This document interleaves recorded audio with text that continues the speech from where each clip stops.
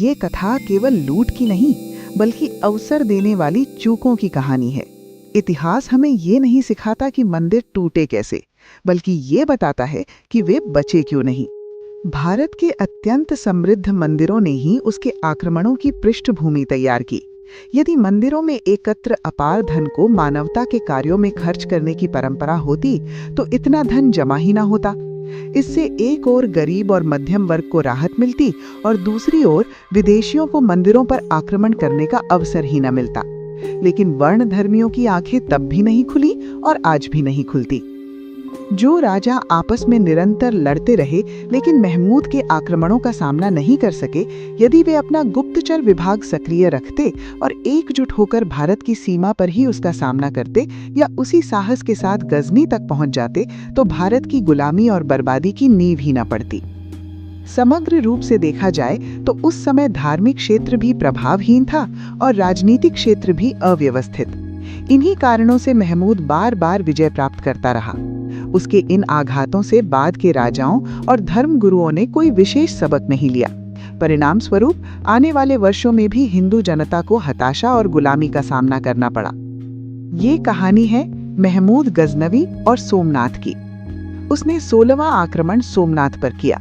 महमूद के पास एक शक्तिशाली गुप्तचर विभाग था जो उत्तर पश्चिम भारत की पल पल की जानकारी देता था। राज्यों, रास्तों, संपत्ति, सेना, मंदिरों, नदियों और रेगिस्तानों आदि की पूरी जानकारी होने के कारण वो आक्रमण से पहले ही पूरी तरह वाकिफ हो जाता था। उसकी सफलताओं में उसका गुप्तचर विभाग और सटीक जानकारी मुख्य तत्व थे। इन्हीं जासूसों ने उसे सोमनाथ की अपार संपत्ति की जानकारी दी थी। जिहाद के नारे के तहत उसने एक विशाल सेना का गठन किया।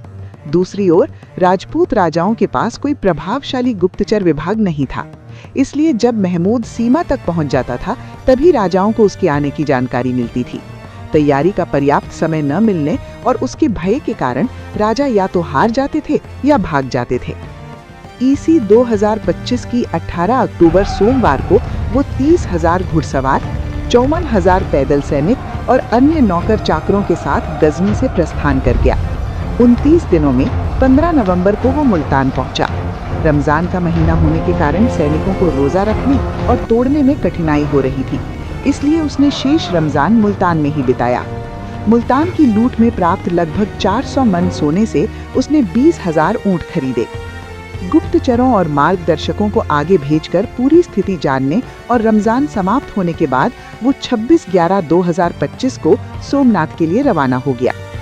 उसे जैसलमेर बाड़मेर का रेगिस्तान पार करना था, इसलिए उसने प्रत्येक सैनिक को पानी और चारे के लिए 2 अतिरिक्त ऊंट दिए और 10 दिनों का भोजन पानी लेकर एक भयानक साहस का परिचय दिया। यदि उस समय जब वो मुल्तान में रमजान के रोजे पूरे कर रहा था हिंदू राजपूत राजा उसका सामना कर लेते या राजस्थानी राजा उसे रेगिस्तान में ही रोक लेते, तो वो सोमनाथ तक कभी नहीं पहुंच पाता। लेकिन ऐसा नहीं हुआ। जैसलमेर के पास लोद्रवा पहुंचकर उसने नगर को घेर लिया। वहां का राजा पाटन के भीमदेव का बुआ का लड़का था। उसने किले से तीरों की वर्षा कर युद्ध शुरू किया, लेकिन महमूद ने रात में अचानक आक्रमण कर नगर पर कब्जा कर लिया। नगर को लूटा गया, किला नष्ट किया गया और वो आगे बढ़ गया। लोद्रवा से फिर रेगिस्तान पार कर वो पालनपुर के पास चिकलोदरा गांव पहुंचा और वहां से सीधे पाटन पहुंचकर शिविर लगाया। भीमदेव प्रथम पहले से ही भयभीत हो चुका था। वो नगर के दरवाजे खुले छोड़कर पूरे नगर को असहाय अवस्था में छोड़कर गुप्त मार्ग से भाग गया। उस समय पाटन अत्यंत समृद्ध था। महमूद की सेना ने पाटन का पूरा स्वरूप बदल दिया। मंदिर तोड़े गए, लूटपाट हुई और हाहाकार मच गया। इसके बाद वो शीघ्र ही सोमनाथ की ओर बढ़ चला। मुढेरा के पास बिना किसी नेतृत्व के 20,000 राजपूतों ने उसका डटकर सामना किया, लेकिन वे सभी वीर गति को प्राप्त हुए।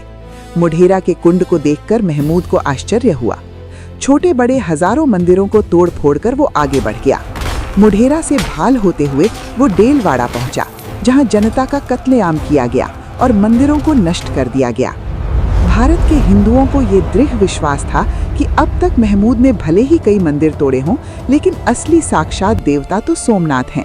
वे इन सब का बदला लेंगे और महमूद का विनाश करेंगे। इसी झूठी आशा में पंडितों के कारण जनता फंसी रही। इसी बीच मौसम बदल गया। चारों ओर घना कोहरा छा गया और दिन के उजाले में भी अंधेरा हो गया।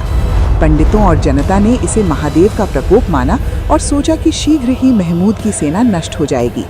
लेकिन महमूद ने धैर्य नहीं खोया और अपनी यात्रा जारी रखी। 6/1/2026 गुरुवार को वो सोमनाथ पहुंचा। गजनी से प्रभास तक की यात्रा उसने मात्र 80 दिनों में पूरी की। जब वो सोमनाथ पहुंचा तब उसके काफिले में 30,000 घुड़सवार, 50,000 ऊंट और लगभग 1,05,000 लोग थे। इनमें सैनिकों के साथ साथ भिश्ती, रसोइये, मुल्ला, नौकर चाकर, लेखक, कवि और अमीर भी थे। उसने सैनिकों को वचन दिया था कि सोमनाथ की लूट सराह के अनुसार बांटी जाएगी। इस नियम के तहत लूट का 5वां हिस्सा सेनापति को और शेष 4 हिस्से सैनिकों को मिलते थे। इसमें गुलाम भी शामिल थे। सोमनाथ का कोई बड़ा किला नहीं था, केवल एक छोटी दीवार थी। वहां कोई संगठित सेना भी नहीं थी, केवल पांड्या, पुजारी, देवदासियां, सामान्य रक्षक और जनता थी। गुरुवार को महमूद ने भूगोल का अध्ययन कर रणनीति बनाई और आक्रमण कर दिया। किले के रक्षकों को महादेव पर पूरा विश्वास था कि अंतिम क्षण में वे अपनी तीसरी आंख खोलेंगे और म्लेच्छ भस्म हो जाएंगे। इसी बीच रात में रणवघन की सेना के साथ नागर सेनापति महिधर और मंत्री श्रीधर वहां पहुंचे और सेना सहित किले में प्रवेश किया। इससे लोगों में साहस बढ़ा। अगले दिन भीषण युद्ध हुआ। हिंदू अपने इष्ट देव की रक्षा के लिए प्राणों की बाजी लगा रहे थे, लेकिन कुशल रणनीतिकार महमूद का दबाव लगातार बढ़ता गया। जब ये निश्चित हो गया कि विजय संभव नहीं है, तो सभी लोग महादेव से प्रकट होने की प्रार्थना करते हुए मंदिर की ओर दौड़ पड़े। किला खाली पाकर शत्रु सेना सीढ़ियों के माध्यम से भीतर घुस गई। भयानक कत्लेआम शुरू हुआ। सोमनाथ का प्रांगण लगभग 50,000 लोगों के शवों से भर गया। रक्त की नदियां बह निकली। जो लोग समुद्र के रास्ते भागने की कोशिश कर रहे थे, उन्हें भी डुबोकर या मारकर समाप्त कर दिया गया। मंदिर को लूटा गया, जलाया गया, मूर्ति तोड़ी गई और चारों ओर हाहाकार मच गया। लगभग 10 करोड़ दीनार की संपत्ति प्राप्त हुई। शर्त के अनुसार महमूद ने 8 करोड़ दीनार सैनिकों में बांट दिए और 2 करोड़ अपने पास रख लिए। वो कुछ दिनों तक प्रभास में रहा और फिर लूटपाट कर युवा स्त्री पुरुषों को गुलाम बनाते हुए 24/1/2026 को प्रभास से रवाना हो गया। इस बार उसने एक अलग मार्ग चुना। कच्छ और सिंध में अत्यंत कष्ट सहते हुए वो मंसूरा पहुंचा। वहां के खलीफा ने उसकी संपत्ति लूटने की इच्छा से उसका मार्ग रोका। महमूद के कई सैनिक मारे जा चुके थे, फिर भी उसने राजा को पराजित कर दिया। इसके बाद वो सिंध और मुल्तान पहुंचा। आगे बढ़ने पर पंजाब के जाटों ने उस पर आक्रमण कर ऊंट और घोड़े छीन लिए। फिर भी वो मुख्य खजाना बचाने में सफल रहा।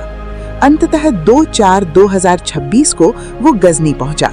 उस समय उसके पास केवल 2000 सैनिक शेष बचे थे। शेष मार्ग में ही समाप्त हो चुके थे।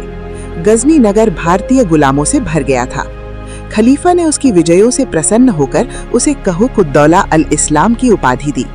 सोमनाथ अभियान में उसके पुत्र भी साथ थे, इसलिए उन्हें भी अलग अलग उपाधियां प्रदान की गई। इसके बाद उसने 17वां आक्रमण पंजाब के जाटों पर किया और उनसे पूरा बदला लिया। अंततः 23/4/2030 की सायं 61 वर्ष की आयु में एक गंभीर बीमारी के बाद उसकी मृत्यु हो गई। कहा जाता है कि मरते समय वो बहुत रोया और उसका संचित अपार खजाना धरा का धरा रह गया।